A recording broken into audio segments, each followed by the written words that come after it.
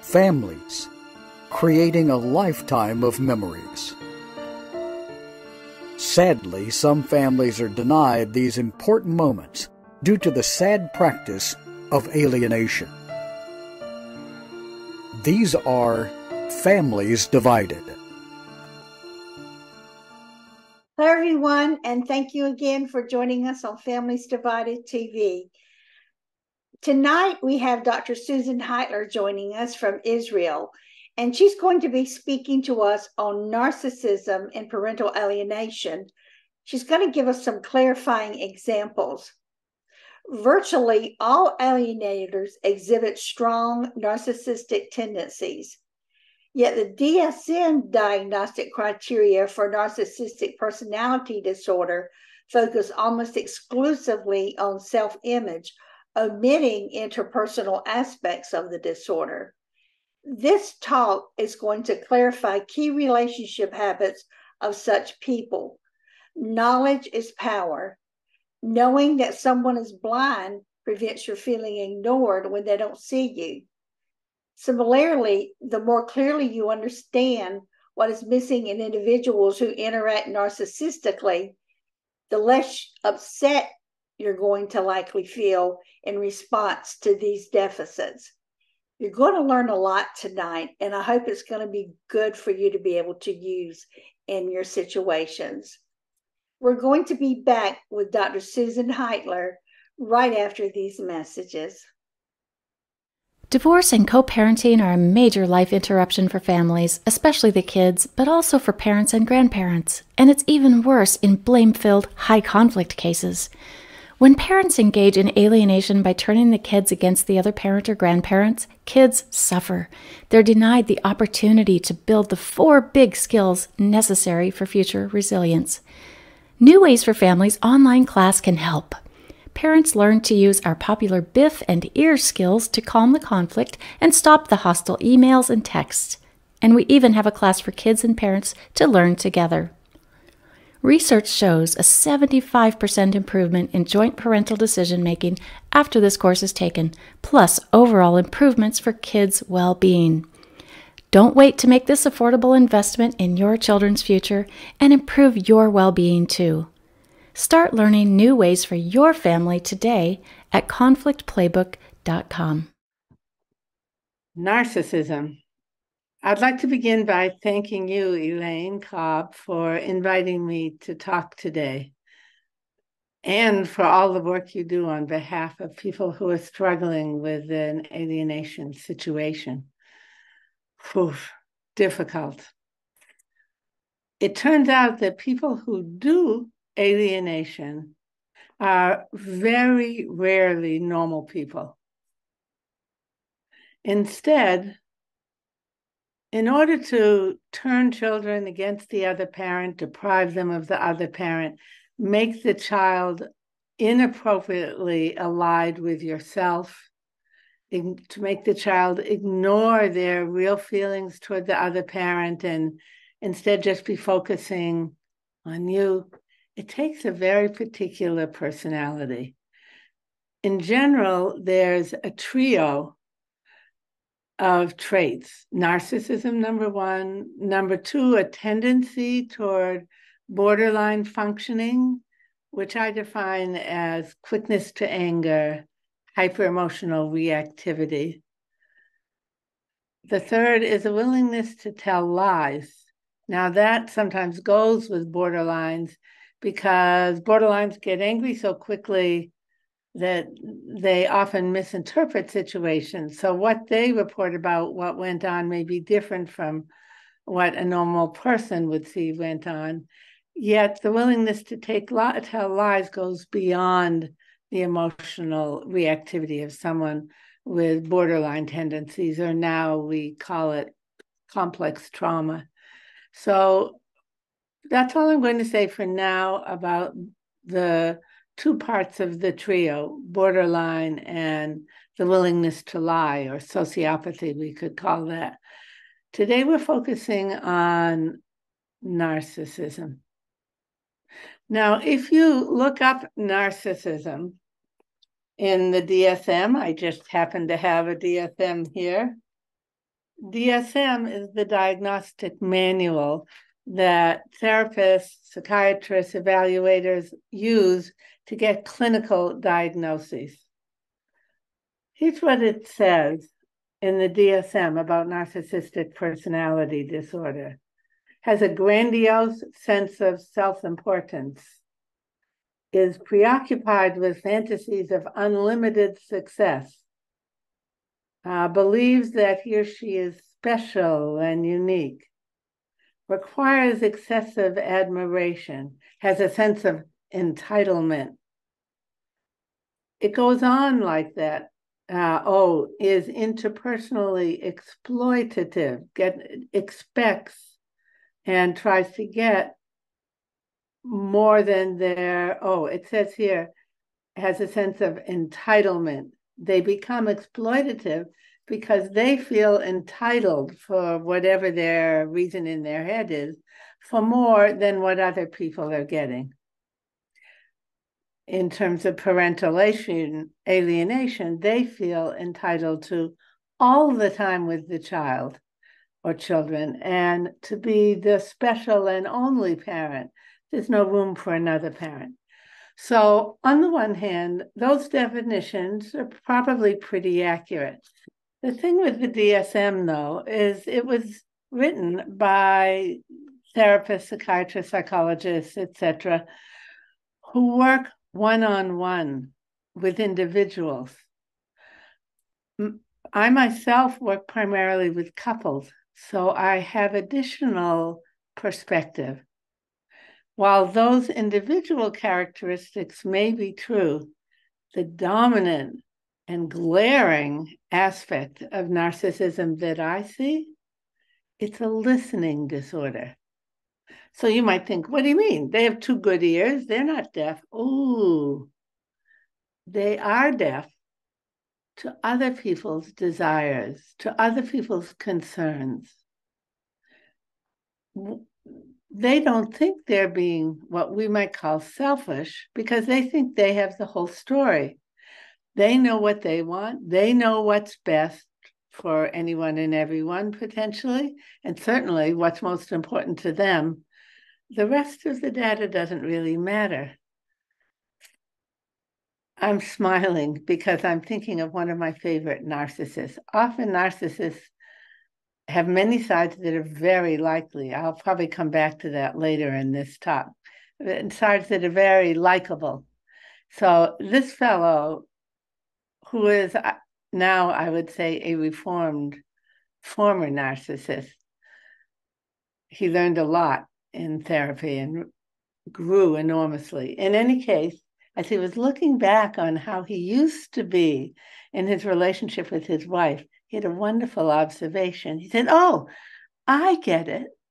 I've always gone through life as if I'm a great knight sitting on a large white steed with shining armor. I trot through the town. I pause here and there.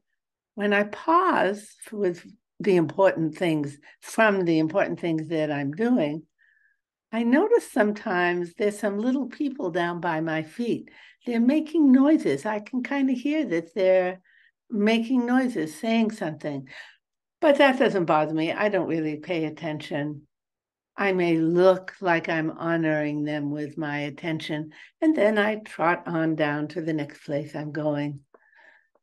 What's your reaction to that image? Would you want to be partnered in any way with someone who pays that little attention to others?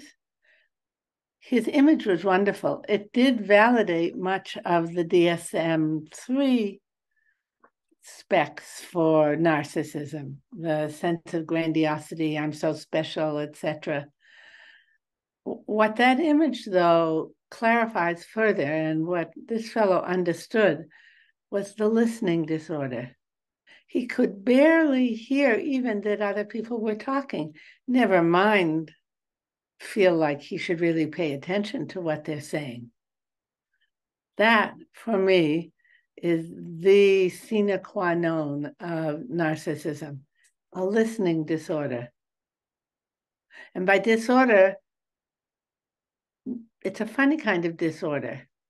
Why is it funny? It's sometimes there and sometimes not. They have selective deafness.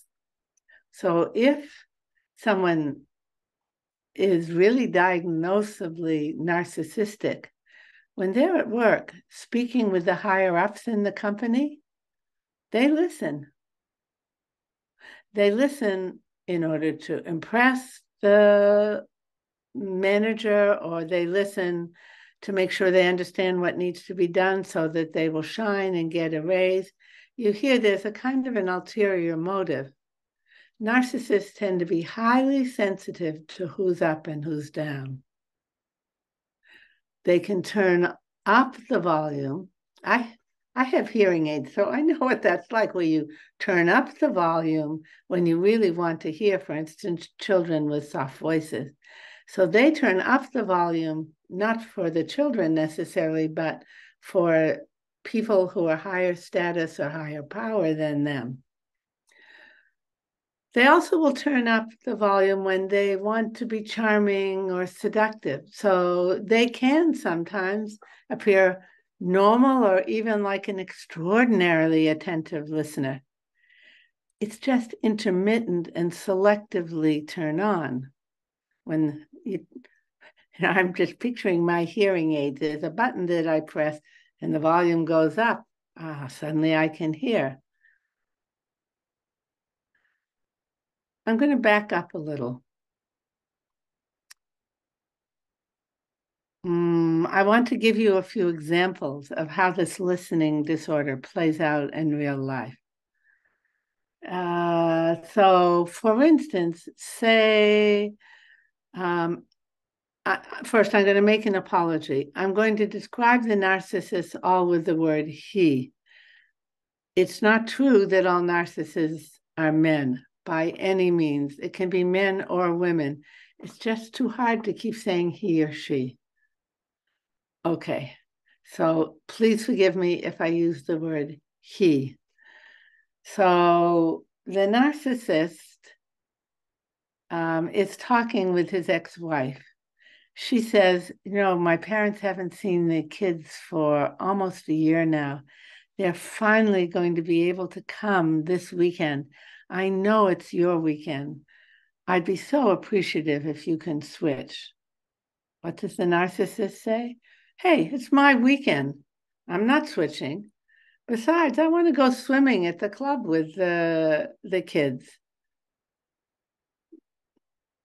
It's kind of stunning how they can negate or ignore or minimize others' concerns because theirs are so elevated and others just don't count. Again, I'm picturing the knight on the big, tall, white steed.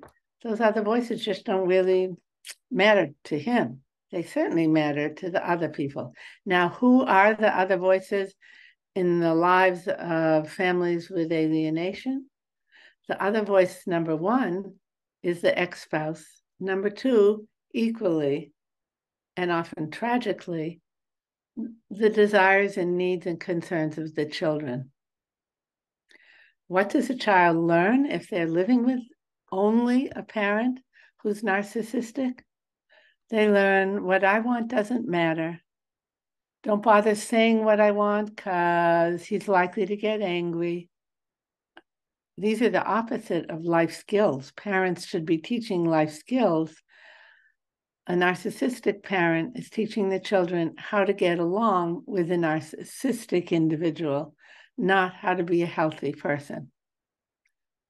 In terms of listening, how would one define a healthy person?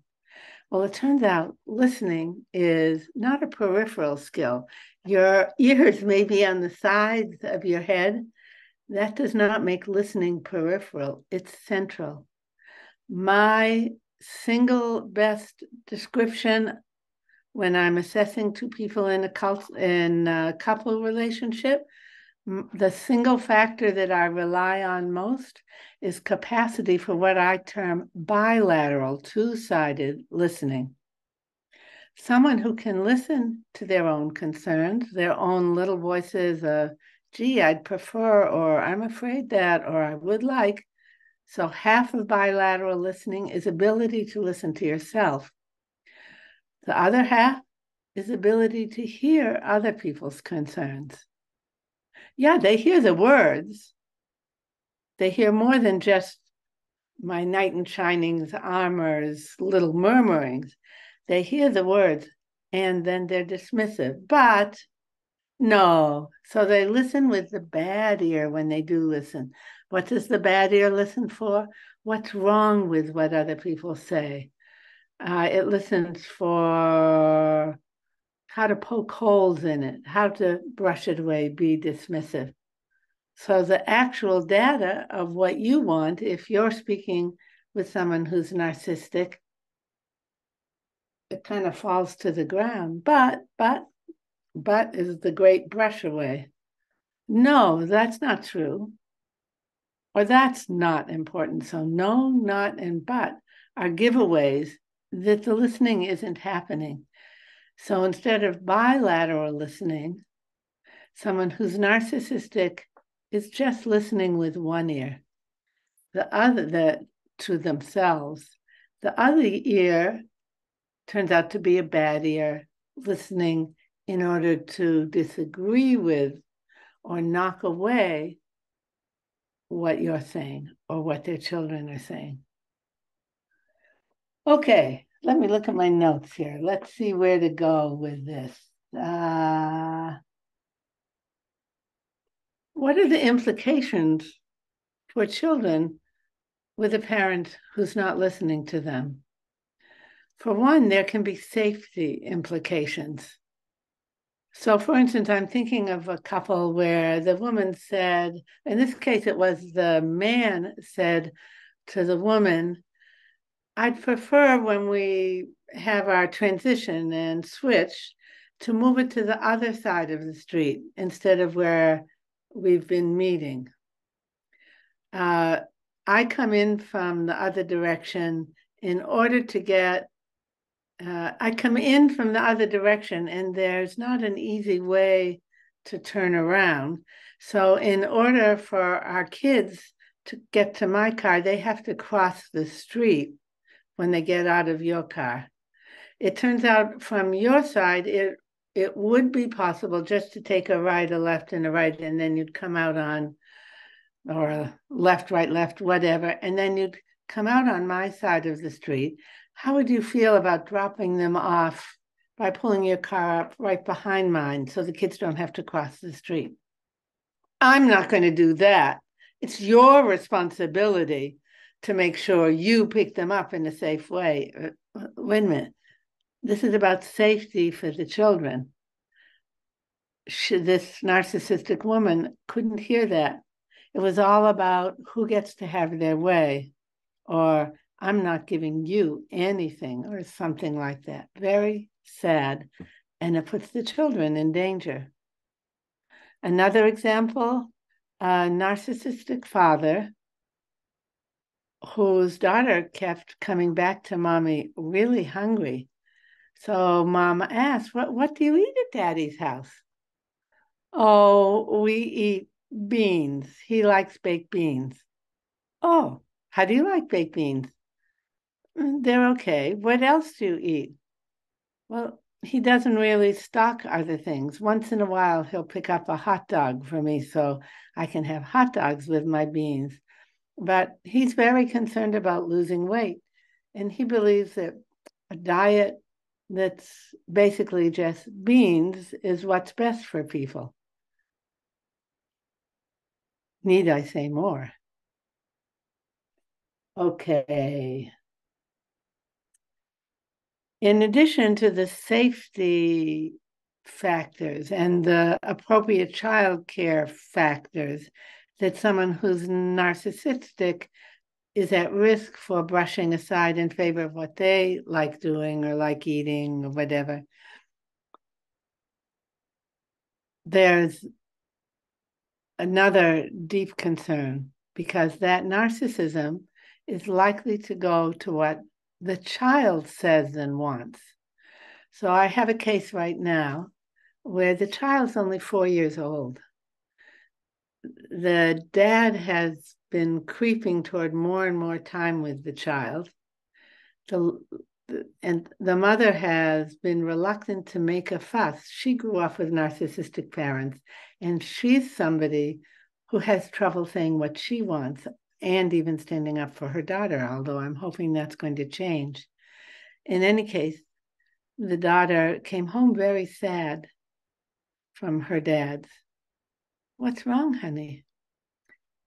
The little girl said, "Daddy won't let me call you to say goodnight anymore." Why wouldn't Daddy? Why won't he? He just says, "I can't do that." So there's a case where Daddy is just not listening first to the normal needs of a 4-year-old child. They need connection with both parents. And if she's used to saying goodnight to mommy, sure, he could make the call shorter.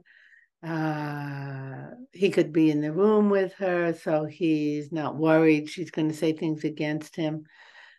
Cutting off inappropriately is so significantly not listening to basic needs of the child. And beyond that, not listening to what she's saying. "Daddy, Daddy, Daddy."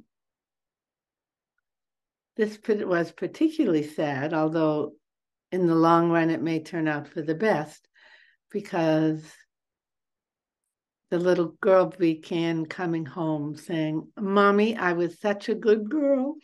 I didn't call you last night, and I didn't even cry in front of Daddy." One day, though, she came home really distressed. "Mommy, I wanted so much to talk to you, just to hear your voice last night. But when I told Daddy, he got so mad, he picked me up and he threw me on the bed." So ultimately, this is probably going to lead to an abuse case against the father. This was not the first time he'd showed his temper. It was the first time that the mother was able to acknowledge, "I have to protect my child." Remember also, yelling at a child, that's verbal abuse, which this dad did far too much of. Again, why does he do that? He can't hear the impact it's having on his child. So there's a psychological term for that, for not being able to understand what someone else is experiencing. It's called theory of mind. I'm chuckling now because someone, she wasn't even my client, once contacted me. She said, "In my psychology class, they talked about theory of mind, and I think I had written a blog post or something on this. Maybe that's why she called me." She said, "I remember when I was about 4 years old having a very intense conversation with my mother. I wanted her to do something, and she kept telling me why she didn't want to do it. I had a sudden, like a light bulb moment.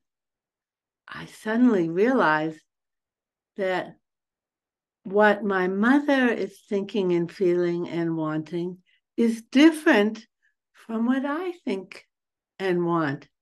She has a different head than my head. She has a different body, and she has her own preferences and thoughts." Well, that woman, as a 4-year-old daughter, understood theory of mind and was able to implement it in a way that someone with real narcissistic tendencies, or worse, a whole character disorder, meaning the tendencies are more pervasive, they don't get theory of mind, that the other person also has different considerations. I was going to tell another story. How are we doing on time? I think I'll keep going. Let's see. Very important. what happens to narcissists when they're in a group?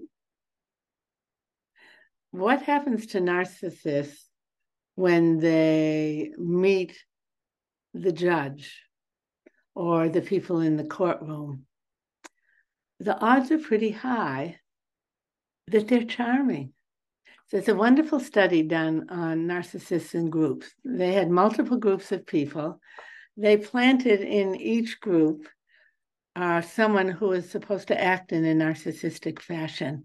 Or maybe they just scored people on narcissism and distributed the 10 narcissists from the 120 people in the group, one in each group. The pattern was surprisingly consistent. After the first group meeting, all the participants were asked to score how much they liked each of the participants in their group. Guess who came out on top? The charming narcissist. That's who people like the best. Fast forward to the end of a series of, say, 10 group meetings. Guess where the narcissist ranked? Way toward or on the bottom. What had happened in between? People like to be heard. When the narcissist would brush aside not but what they said, or just ignore it altogether, they began to dislike the narcissist. Furthermore, when the narcissist doesn't get his way, what does he do? Look, I said, he begins to get angry, irritated in order to dominate. People don't like anyone who gives off negative vibes with irritation and anger. So that was a turnoff. In addition, what was the role in the group of the narcissist? The narcissist went gradually from being charming to taking up too much space in the room, taking up too much airtime. They lack awareness of other people. Now, does that mean narcissists are selfish? So that's an interesting phenomenon. Sometimes what they do, you have to label selfish. It's all about them, what they want. At the same time, often narcissists are very generous. So what's the problem? They're just not picking up on. The problem is deafness rather than just narcissism per se. So that can be confusing. Now, how or why would someone develop that kind of deafness? So I made a discovery from 2 incidents that happened in quick succession. This was quite a while ago because my daughter, who's now in her early 50s, at the time was 3 years old. I was so excited. It was my first child in preschool. Like the other mothers, I crowded around the room to watch what was going on. I noticed one little boy there who was significantly like 6 inches taller than all the other kids. I watched the children play. My daughter was kind of sweet. She hung back at first, and then gradually she joined groups, and she seemed to be adapting okay. This little boy, though, was fascinating. As each group of 2 or 3 children would be playing with a puzzle, or with the trains, or with the cars, the tall boy would come along and take whatever he wanted. He wanted that red truck. He'd pick it up, carry it away, and nobody said a thing.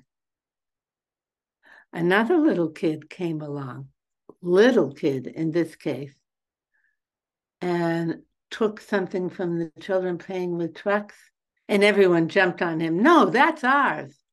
The tall boy, though, as we say, could get away with murder. He could just do whatever. Nobody wanted to confront him. That's story number 1. He's at risk for narcissism, which isn't to say that all tall children or all tall men or all tall women become narcissists. Many become leaders, not all. And many become very humble very warm, gracious, mature people. I'm thinking of my wonderful tall son-in-law as I say that. In fact, I have two of them, and they're wonderful.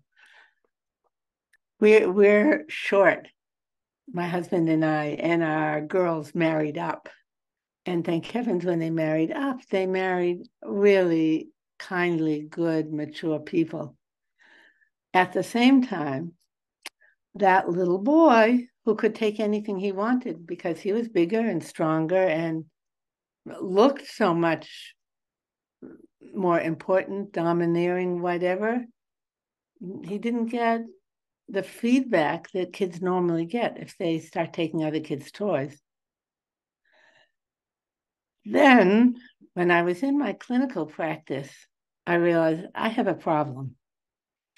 I'm short, as I said, and all my chairs I bought because they felt comfortable to me. A little bit of, I hope not narcissism, but lack of awareness on my part when I bought my chairs. So I rushed out to a furniture store and bought a very deep brown leather chair that would fit the three tall men I newly had in my practice. As I sat and watched in their sessions, these three tall men, I thought, I wonder if the fact that they're all three extremely narcissistic has anything to do with them being so tall. I thought then of the little boy in the preschool class. The name that came to mind was, oh, they have tall man syndrome. Now, interestingly, tall can refer to height. It happens that these three men were all exceptional in one way or another as well.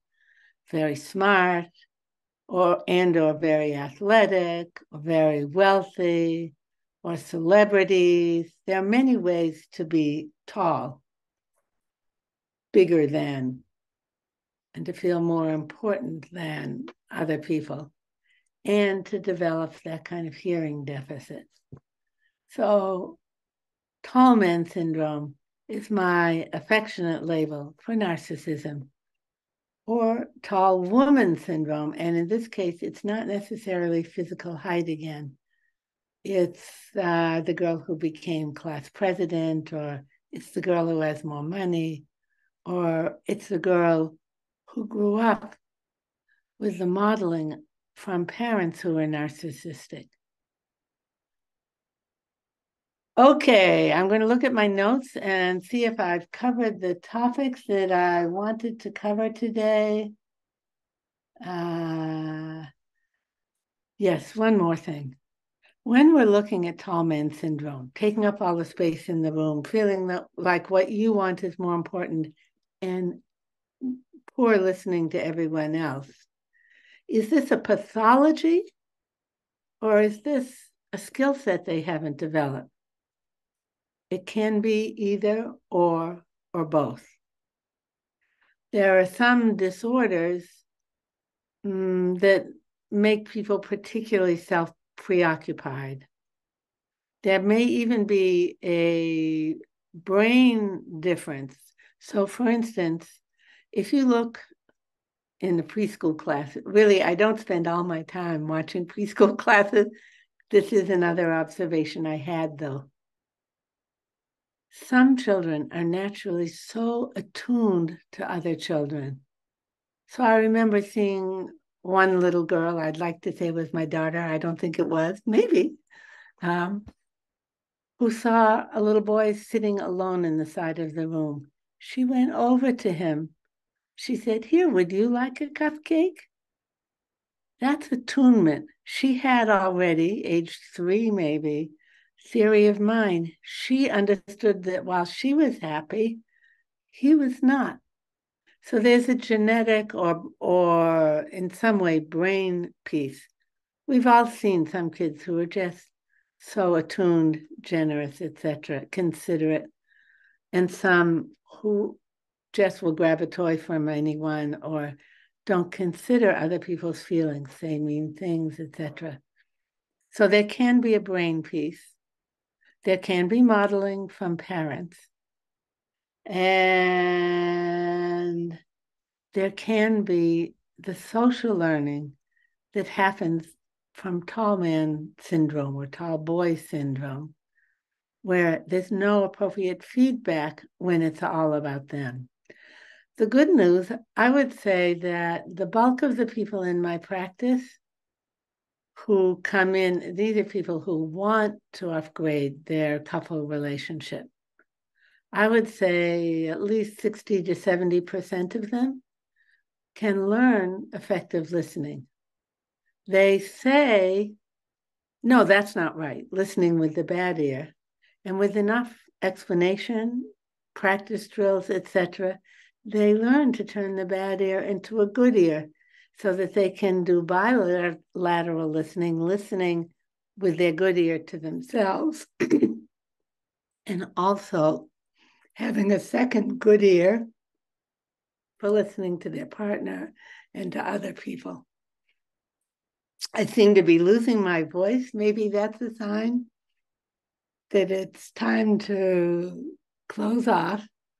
I hope this understanding of what it is that narcissistic individuals are doing in relationships, including bad relationships, will be helpful to you.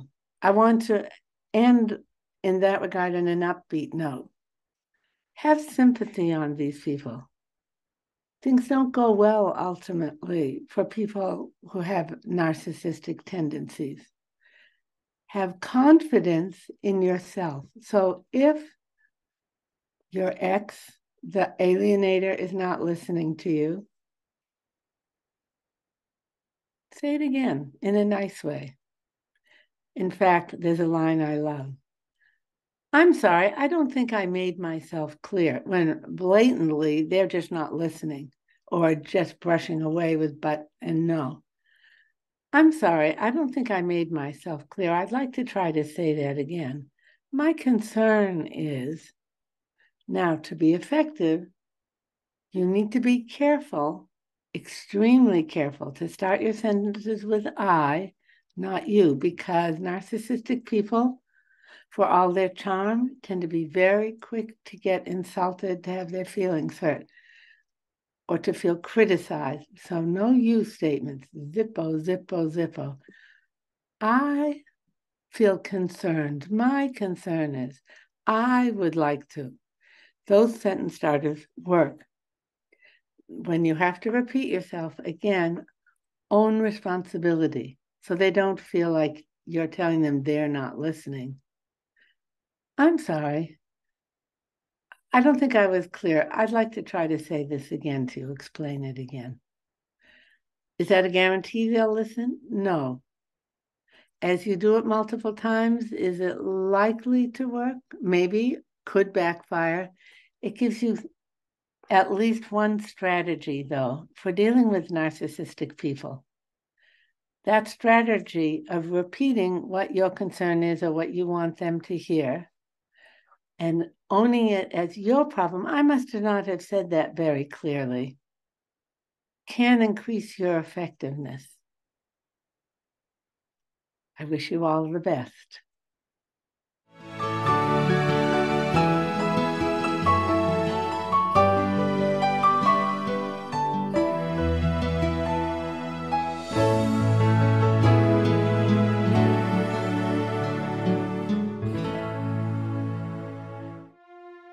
On our next episode of Families Divided TV, Brian Ludmer tells us about false allegations and memory science.